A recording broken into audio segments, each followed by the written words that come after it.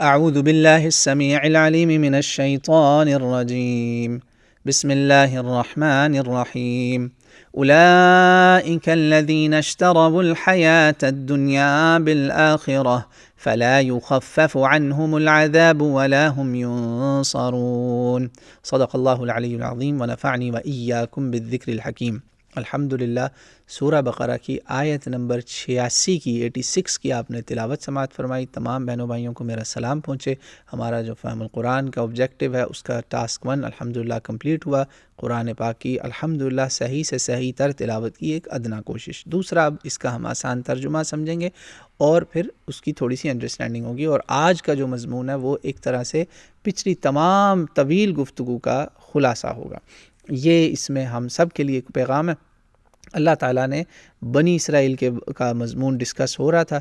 بنی اسرائیل کا ذکر سورہ بقرہ کے شروع میں مسلسل چلتا آ رہا ہے، پہلے سپارے کے اندر خاص طور سے۔ تو اللہ تعالیٰ کہتے ہیں یہی ہیں وہ لوگ جنہوں نے دنیا کی زندگی کو آخرت کے بدلے خرید لیا، جنہوں نے اشتروا الحیات الدنیا بالآخرہ، یعنی خرید لیا، اشتروا دنیا کی زندگی کو آخرت کے بدلے میں۔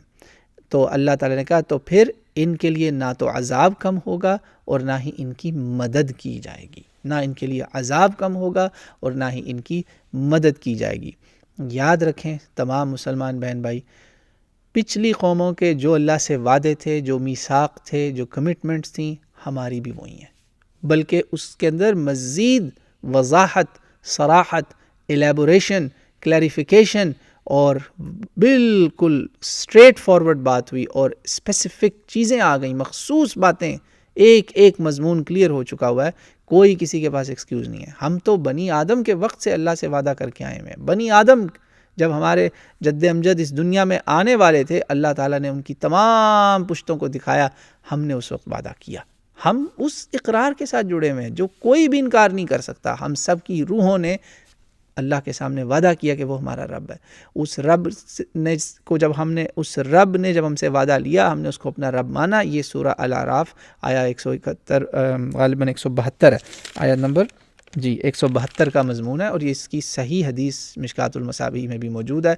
میدان عرفہ میں ہم نے یہ وعدہ کیا تھا دنیا میں پیدا ہونے سے پہلے، اللہ اکبر، کروڑوں لاکھوں اربوں سال پہلے، جب ہمارے جد امجد ابھی دنیا میں بھی نہیں آئے تھے، وہ پیدا ہو چکے تھے۔ اللہ نے ان کو بنا دیا تھا اپنے ہاتھوں سے، اور ان کی پھر ذریت کو ان کے سامنے دکھایا گیا اور ان سے وعدہ لیا گیا۔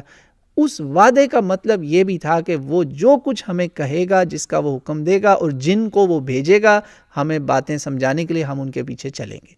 سیدھی سی یہ بات ہے، سمپل سا یہ میثاق ہے ہمارا۔ ہر نبی اسی میثاق پہ لوگوں کو بار بار یاد دہانی کراتا رہا کہ اس ایک اللہ کو مانو، اس کے بعد یہ سارے کام کچھ کرنے کے ہیں، کچھ نہ کرنے کے ہیں۔ قرآن پاک بالکل وضاحت سے ہمیں بتا رہا ہے، چاہے مکی صورتیں ہوں، چاہے مدنی صورتیں ہوں۔ آپ مطالعہ کریں، زیادہ نہیں تو صرف سورہ الانعام کی آیا 151، 152، 153، 154 ان کا مطالعہ کر لیں، اور سورہ الاعراف، یہ الانعام جو ہے یہ 8واں سپارہ ہے اور الاعراف 9واں سپارہ ہے، اس کی 172، 173، 174 کا مطالعہ کر لیں۔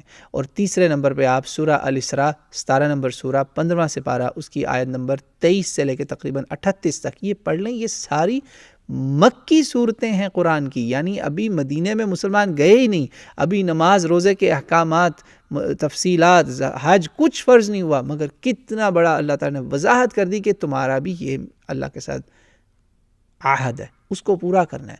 جو بندہ نہیں کرے گا، جو بندہ اس سے روگردانی کرے گا، غداری کرے گا، بے وفائی کرے گا، وہ در حقیقت اس دنیا کے بدلے آخرت کو برباد کر رہا ہے۔ اس دنیا کو خرید رہا ہے، آخرت کو بیچ رہا ہے، آخرت کو برباد کر رہا ہے، یعنی دوزخ ٹھکانہ بن رہی ہے اس کی۔ اور اس لیے پچھلی آیات میں یہ مضمون واضح ہے، جس نے بھی اللہ کا میثاق توڑا اس کی ذلت ہوئی، اس کو اللہ نے برباد کیا۔ اس کا ثبوت یہود نے جب یہ توڑا، اللہ نے یہاں چونکہ یہود کی بات ہو رہی، بنی اسرائیل کی، انہوں نے توڑا۔ یہودیوں کا اپنا انسائکلوپیڈیا، اس کے کچھ میں آپ کو ریفرنسز بتا دیتا ہوں۔ Josh encyclopaedia volume 3 page 243، volume 2 page 42، ان میں واضح ذکر ہے کہ جب انہوں نے یہ پھر اللہ کے ساتھ کیے ہوئے وعدے توڑے، ایک دوسرے کی قتل و غارت کی، ایک دوسرے کا خون بہایا، پھر اللہ تعالیٰ نے ان کو تب اللہ نے ان کو نکال دیا، برباد ہوتے رہے۔ بخت نصر کا کس کو نہیں پتا؟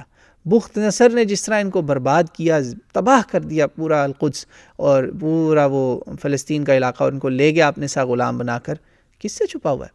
تو آج مسلمان سوچیں کہ جب وہ بھی یہ کام کریں گے، اللہ کی کتاب کے ساتھ، اللہ کے احکام، رسول کی سنت کے ساتھ پک اینڈ چوز کریں گے کہ ہاں ٹھیک ہے، نعوذ باللہ، دیکھیں سنت پہ اگر عمل نہیں بھی ہوتا تو کم از کم توہین نہ کی جائے، کم از کم یہ نہ کہا جائے کہ یہ نعوذ باللہ سنت کیا ہے ابھی، استغفر اللہ استغفر اللہ، یہ نہ کریں، ورنہ اپنی آپ آخرت کو بیچ رہے ہیں دنیا کے بدلے۔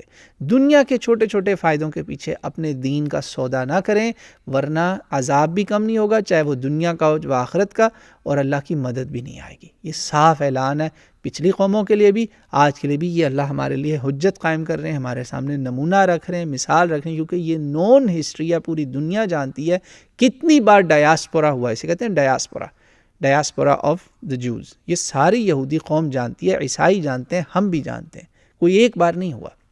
تو ہمیں اس سے سبق سیکھنا ہے، بس یہ ہے پیغام اس کے اندر کہ اللہ کی کتاب پہ جو حکم ہے اس کو من و عن مانیں، اور اگر آپ نہیں عمل کر رہے تو اللہ سے توبہ استغفار کریں، کبھی بھی یہ تکبر نہیں کرنا کہ یہ میں کروں گا جو چاہے اللہ نے منع کیا ہی نہیں کیا، پھر آپ ورنہ ان میں شامل ہو جائیں گے۔ توبہ استغفار کریں، غلطی ہو جاتی رجوع کریں، واپس آئیں، ورنہ اللہ کی طرف سے ذلت اس دنیا میں بھی ہے، آخرت میں بھی ہے۔ اللہ صاف کہہ رہے ہیں کہ میری مدد نہیں آئے گی، میری نصرت نہیں آئے گی، مدد تبھی آئے گی جب مدد کے لیے اپنے آپ کو صحیح کرو گے۔ خدا اس کی مدد نہیں کرتا، اس قوم کی مدد نہیں کرتا، نہ ہو احساس جس کو آپ اپنی حالت کے بدلنے کا۔ قرآن کی آیت ہے ان اللہ لا یغیر ما بقوم حتی یغیروا ما بانفسہم، خود کو بدلیں گے تو اللہ کی مدد آئے گی، یہ قرآن کا مضمون ہے، اور اقبال نے اس پر شعر بھی کہا ہے، خدا نے آج تک اس قوم کی حالت نہیں بدلی، نہ ہو احساس جس کو آپ اپنی حالت کے بدلنے کا۔ تو اللہ کی نصرت، اللہ کی مدد، اللہ کا وعدہ ان کے لیے ہے جو اس کے ساتھ کیے ہوئے وعدے پر عمل کریں گے، اور آخرت کو برباد کر کے دنیا کو اپنائیں گے، نہیں اپنائیں گے، یعنی آخرت کو برباد کر کے دنیا کو جو نہیں اپنائیں گے نا، ان کو اللہ تعالیٰ کی نصرت، تائید، مدد، ہر چیز آئے گی انشاءاللہ تعالیٰ۔ بس یہ پیغام ہے آج کا۔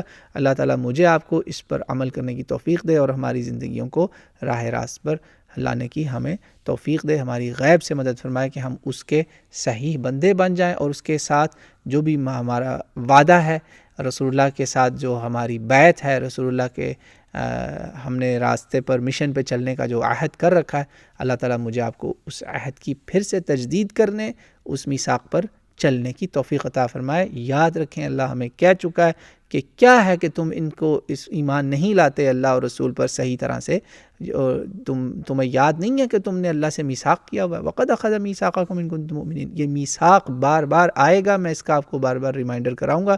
یہ سورہ حدید سے میں نے آپ کو آیت پڑھ کے سنائی، غالباً 6، 7، 8 آیات میں۔ تو اللہ تعالیٰ مجھے آپ کو توفیق دے، واللہ اعلم وما علینا الا البلاغ المبین۔ جزاکم اللہ خیرا۔